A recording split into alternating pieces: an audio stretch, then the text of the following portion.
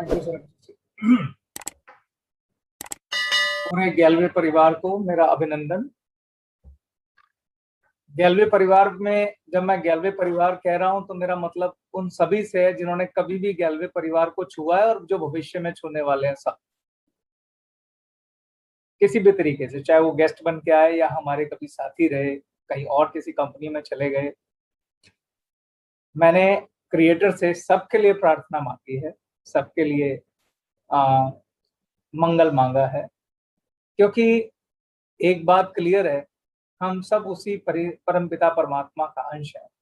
इस शरीर में आके अलग अलग हो गए हैं और अपने गुणों से प्रभावित हैं, लेकिन सब में ब्रह्म है, सब में परमात्मा है। इसी दृष्टिकोण के साथ मैंने सबका मंगल मांगा और क्रिएटर ने मंगल दिखाया भी। आज मैं जो आपसे बात करने वाला हूं वो एक छोटी सी स्टोरी के साथ बात शुरू करता हूं। एक बड़ा प्रतापी राजा था।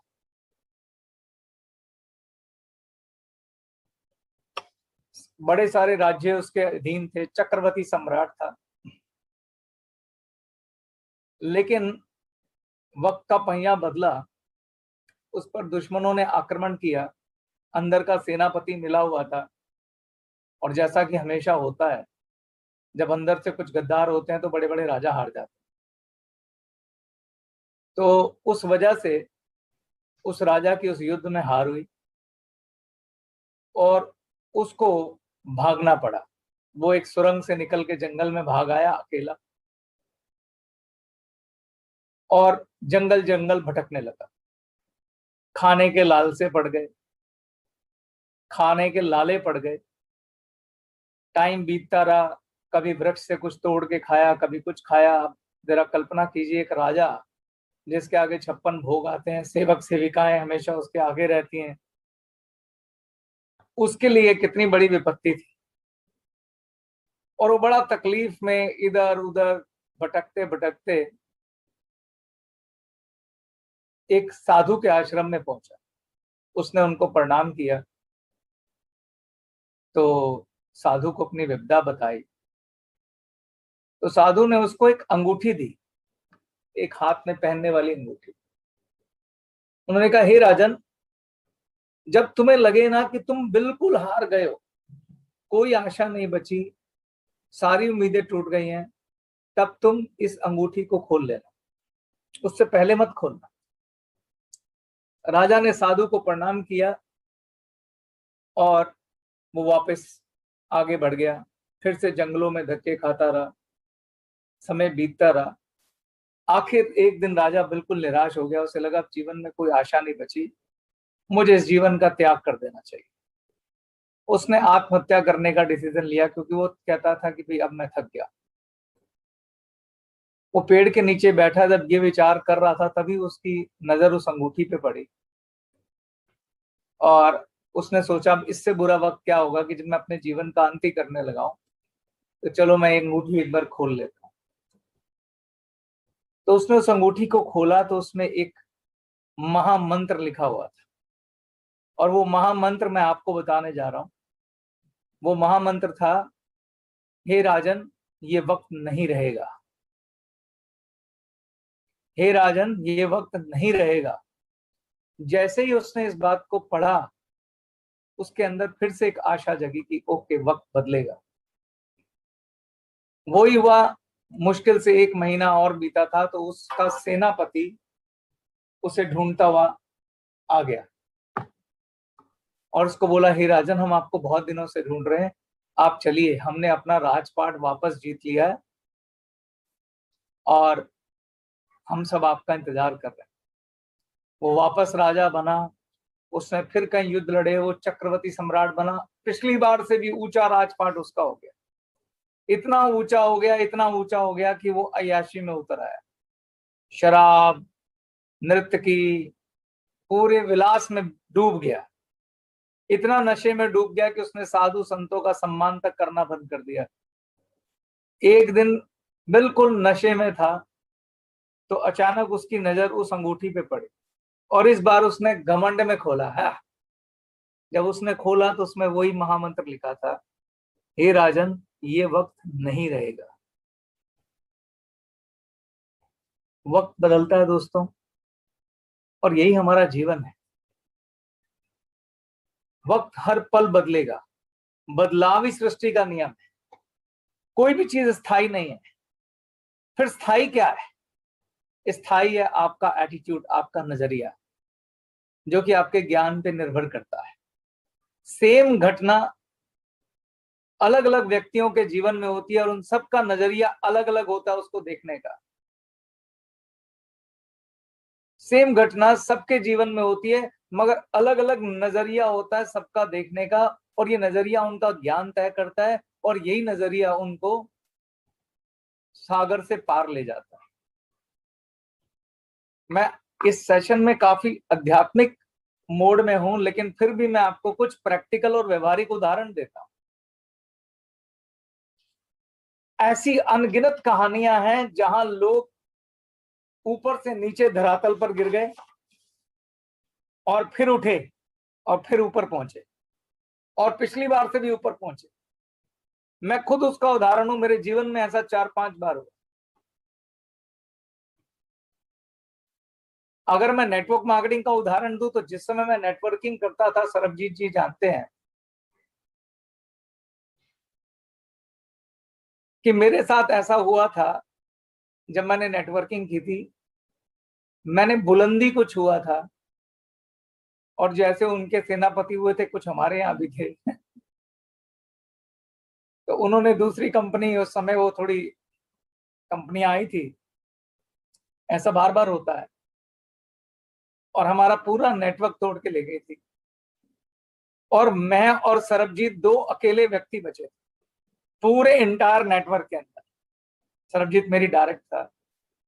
मतलब मैंने इतने भारी मन से ये कहा था, क्योंकि वो इसे भी लालच दे रहे थे। मैंने कहा तेरा सारा नेटवर्क चला जा, तू भी चला जा, तू क्या करेगा? और सरबजीत हमेशा एक लक्ष्मण की तरह, एक भाई की तरह खड़ा रहा, कहता नहीं सर, मैं साथ ही हूं। और हम दोनों भाइयों ने फिर से अपने मोजे कसे और दोबारा मेहनत शुरू करी, और यकीन मानो उससे भी बड़ा नेटवर्क हमने खड़ा कर डाला। और ऑफ कोर्स हमने नहीं, ईश्वर की इच्छा से ही हुआ। लेकिन एक चीज उसमें कॉमन थी, वो ये थी कि ये वक्त नहीं रहेगा, ये वक्त बदलेगा। कोई वक्त जो है वो स्टेबल नहीं होता। मैं इस मेडिटेशन में साक्षात देख रहा हूं कि ग्लेज को भारत की नंबर 1 कंपनी बनने से कोई नहीं रोक सकता। बस आपको अपना नजरिया रखना है सही, विश्वास वाला, अपने योद्धा को जगा के रखना है।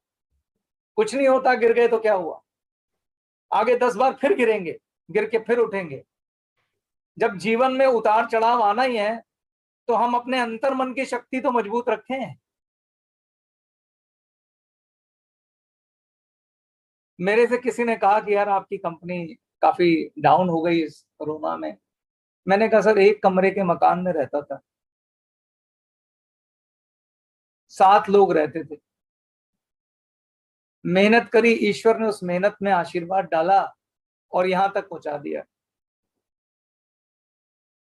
तो मैंने कहा भाई, इस योद्धा को हराना आसान है। ज्यादा क्या होगा, दोबारा एक मकान में पहुंच जाऊंगा, एक किराए के मकान में। मैं कहा तब भी लड़ता रहूंगा, आखिरी सांस तक लड़ता रहूंगा, क्योंकि यही मेरा धर्म है। फल देने का काम उसका है, दे देगा। तो आपके जीवन में नजरिया योद्धा और लड़ाके का होना चाहिए, निराशा का नहीं। क्योंकि जिसके मन पे निराशा छा गई, उसे कोई जिता नहीं सकता। इसके लिए मैं आपको एक और कहानी सुनाता हूं कि निराशा कितना बड़ा शत्रु है आपका। और निराशा का जो का निशानी है कि आपको निराशा है या नहीं, वो तब है जब आप नकारात्मक बातें करते हैं, जब आप दोष ढूंढना शुरू करते हैं परिस्थितियों में। उसका मतलब है आपके जीवन में निराशा ने कब्जा कर लिया। किसी भी तरह का दोष ढूंढने वाले लोग निराशा नाम की बीमारी का शिकार हो जाते हैं। लेकिन जो लोग अपने इस समय जो हाथ में संसाधन है, उसके साथ युद्ध की तैयारी करते हैं, वो उनके जीतने की संभावनाएं प्रबल हो जाती। मैंने ऐसे, आप लोगों ने इतिहास पढ़े होंगे कि एक राजा था जिसके पास 2 लाख की सेना थी, मगर उसे एक ऐसे राजा ने हरा दिया जिसके पास 5,000 की सेना थी। क्या फर्क था दोनों में? क्योंकि 5,000 वाले को पता था कि मेरे पास 5,000 लड़ाके हैं जिन्होंने अपना जीवन दांव पे लगा दिया, और 2 लाख वाला, उसके 2 लाख लोग निराशा में थे। तो निराशा से बड़ा शत्रु कोई है नहीं। मैं आपको एक कहानी सुनाता हूं। इस कहानी का टाइटल है चूहे का धन। एक साधु था, वो बेचारा सुबह भिक्षा मांग के लाता था, भिक्षा मतलब भीख मांग के लाता था, और दोपहर को खाना खा लेता था और थोड़ा रात के लिए बचा लेता था, और रात को खाने के लिए एक पोटली में बांध के छोड़ देता। यही उसकी दिनचर्या थी। एक दिन क्या हुआ, उसने देखा कि उसका पोटली जो है वो कुतरा हुआ है, तो उसे समझ में आ गया उसका जो खाना है वो चूहा खा गया। तो उसे उस रात भूखा सोना पड़ा। अगले दिन उसने क्या किया, पोटली को थोड़ा ऊपर रख दिया कि चूहा ना खाए। लेकिन अगले दिन क्या देखता है कि चूहा फिर खा गया। बड़ा दुखी हुआ, फिर भूखा सोना पड़ा। तो अगले दिन उसने क्या किया, पोटली को थोड़ा और ऊंचा रख दिया। लेकिन क्या देखता है कि चूहा फिर से उस खाने को खा गया। अब साधु को कुछ समझ नहीं आया, उसने छत में ऊपर, सबसे ऊपर लटका दिया पोटली को। लेकिन क्या देखता है कि चूहा फिर से उसके खाने को खा गया। अब तो भूखे रहते रहते 4 दिन हो गए, तो उससे रह नहीं गया, तो वो अपने गुरु के पास गया कि गुरुदेव ऐसे ऐसे हो रहा, मुझे तो समझ नहीं आ रहा, मैं पोटली को क्या आकाश में लगाऊं। तो गुरुदेव ने कहा तुम कुछ मत करो, तुम घर जाओ और उसका बिल ढूंढो और उसका बिल खोदो, और उसके बिल में जरूर एक छुपा हुआ खजाना है, उसको नष्ट कर देना। साधु ने ऐसा ही किया। वो गया, उसने चूहे का बिल खोजा, और बिल जब खोदता हुआ एक जगह पहुंचा तो उसे दिखा कि खूब सारा अनाज पड़ा हुआ जो चूहे ने वहां पे इकट्ठा कर रखा। उसने वो सारा निकाला और जला दिया। अगले दिन क्या देखता है कि उसकी पोटली का खाना नहीं खाया हुआ। फिर उसने क्या किया, पोटली को देखने के लिए थोड़ा नीचे रख दिया। तो क्या देखता है, चूहे ने फिर भी खाना नहीं खाया हुआ। फिर उसने पोटली को थोड़ा और नीचे रख दिया, तो देखा कि चूहे ने खाना नहीं खाया गया। अब उसको लगा कि गुरुदेव से इसका राय तो पूछना ही चाहिए। तो गुरुदेव के पास गया कि सर गुरुदेव ऐसा क्यों हो रहा है, अब वो मेरा खाना क्यों नहीं खा रहा है। तो गुरुदेव ने कहा उसकी जो ताकत है वो उसके छुपे हुए धन में थी। तुमने उसका धन नष्ट कर दिया, उसकी ताकत खत्म हो गई, उसको निराशा ने घेर लिया, वो भूल गया कि वो कितनी ऊंची छलांग लगा सकता है। निराशा इतना खतरनाक चीज होती है। वो राजा जब आत्महत्या कर रहा था, उस अंगूठी में लिखी एक लाइन ने उसे सिर्फ क्या दिया था मालूम है? होप, आशा। आशा बहुत ताकतवर चीज है। जब आप इस मेडिटेशन को करते हैं और खुद ईश्वर के साथ साक्षात्कार करके अपने जीवन की रचना करते हैं, इससे एक चीज पैदा होती है, होप, जो कि बहुत पावरफुल है। अवचेतन मन के अंदर अगर आप पॉजिटिव होप को भरते जाएंगे, भरते जाएंगे, भरते जाएंगे, भरते जाएंगे, कोई कारण नहीं है कि आपको वो जीवन में प्राप्त ना हो जो आप प्राप्त करना चाहते हैं।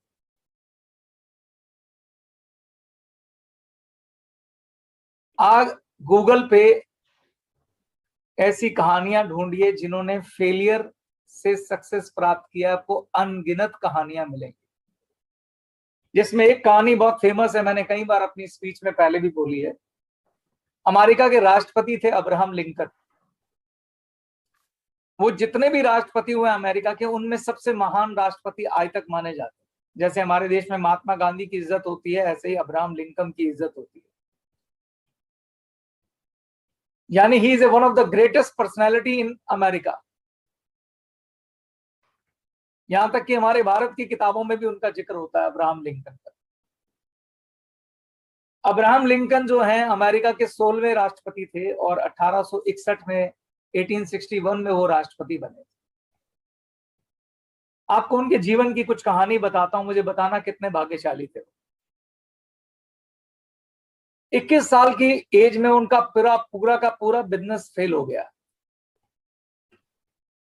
और उसके बाद उन्होंने बिजनेस छोड़ के पॉलिटिक्स में हाथ आजमाने का प्रयास किया और 22 साल की एज में वो अपना एक लेजिस्लेटिव इलेक्शन हार गए।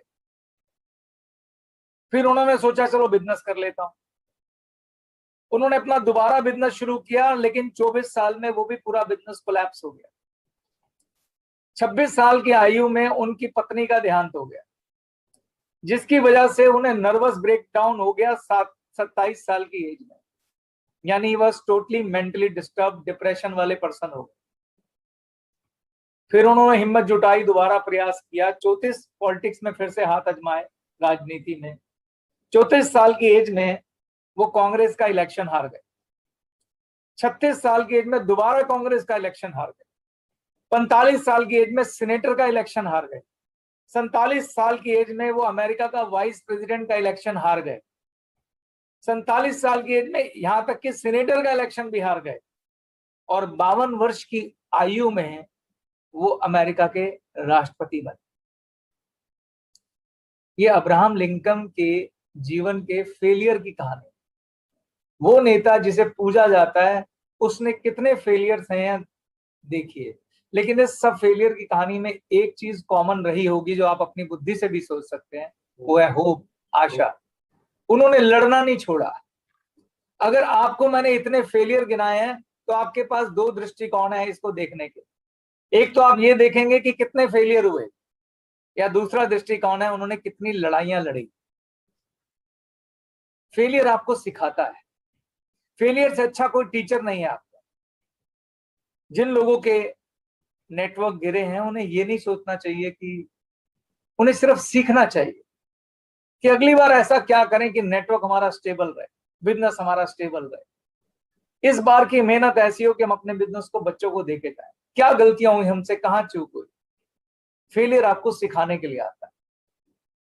फेलियर परमानेंट नहीं होता, क्योंकि वो अंगूठी में क्या लिखा था, ये वक्त नहीं रहेगा।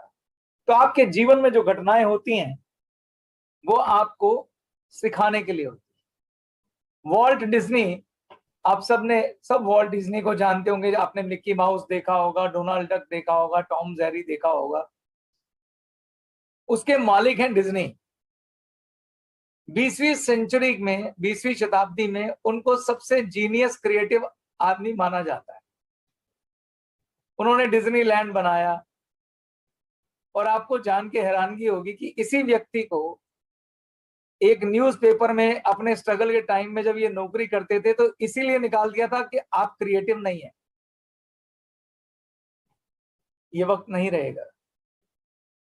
भगवान राम, उन्हें 14 वर्ष का वनवास मिला, उनसे राज्य छीन लिया गया। 14 वर्ष का वनवास मिला जहां पे राक्षस, जंगली जानवर 14 वर्ष वो संघर्ष करते रहे, लड़ते रहे, यहां तक कि एक रावण ने उनकी पत्नी का अपहरण तक कर लिया, उससे भी लड़े। लेकिन ये वक्त नहीं रहेगा। जब 14 वर्ष समाप्त हुए, वो राजा फिर से बने, और फिर खाली अयोध्या के राजा नहीं बने, त्रिलोकपति बने, तीनों लोगों के राजा बने।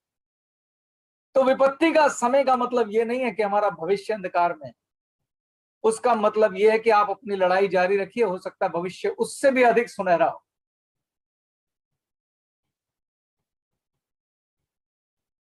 हमारे इतिहास में बहुत कुछ ऐसा भरा पड़ा है, पूरे विश्व में ऐसी कहानियां भरी पड़ी हैं जहां लोगों ने विपत्तियों में संघर्ष करके अपने सुनहरे भविष्य को सुनहरे अक्षर में लिखा। महाभारत में पांडवों को दुनिया का सबसे बड़ा योद्धा बोला जाता है, अर्जुन को बहुत बड़ा योद्धा मिला बोला जाता है। एक 5 गांव के लिए तरस रहे थे वो, कि 5 गांव दे दो हम अपना गुजारा चला लेंगे, नहीं मिला। जुए में हार गए वो अलग, 1 साल का अज्ञातवास मिला वो अलग, वन वन में घूमे, दर दर की ठोकरें खाई। और अज्ञातवास में क्या विपत्ति थी कि उनको कोई पहचानना नहीं चाहिए। और सोचो इतने बड़े बड़े योद्धा, उन्होंने अज्ञातवास निकालने के लिए अर्जुन को औरत का रूप लेना पड़ा, और औरत का रूप लेकर वो अर्जुन जो उस समय के युग का सबसे बड़ा धनुर्धर था, सबसे बड़ा योद्धा था, सोचो वो औरत बन के घूम रहा है। और एक राजा की राजकुमारी को नृतक सिखा रहा है, खाली औरत बनना नहीं, नृतक सिखा रहा है, और नृत्यकी के रूप में रह रहा है ताकि पहचाना ना जाओ। बाकी सारे पांडव उसी राजमहल में सेवक बन के रह रहे, कोई किचन में काम कर रहा है, कोई झाड़ू लगा रहा है, कोई पोछा लगा रहा है, इससे बड़ी विपत्ति क्या होगी। लेकिन जब वक्त बदला, उन्हीं पांडवों ने भारत की सबसे बड़ी पावरफुल सेना, कौरवों की सेना को हराया, क्योंकि ये सारे योद्धा थे। वक्त बदला, ये वक्त नहीं रहेगा। और उन्हीं पांडवों ने पूरे भारत पर कितना लंबा शासन किया। तो विपत्ति का मतलब है रात, और दुनिया में यकीन मानिए कोई ऐसी रात नहीं है जिसकी सुबह नहीं होती। तो हर रात की सुबह होती है, हमारी भी होगी, और इस बार उजाला पिछली बार से बड़ा होगा। आपको इस आशा के साथ इस 40 दिन तक इस क्रिया को मेरे साथ जारी रखना है, सरबजीत के साथ जारी रखना है, हम सबके साथ जारी रखना है, और ईश्वर सबका कल्याण करेगा, ऐसी मैं प्रार्थना करता हूँ। धन्यवाद।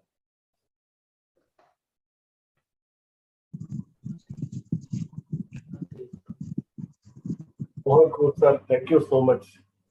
मुंशी जी, आप कुछ कहना चाहेंगे?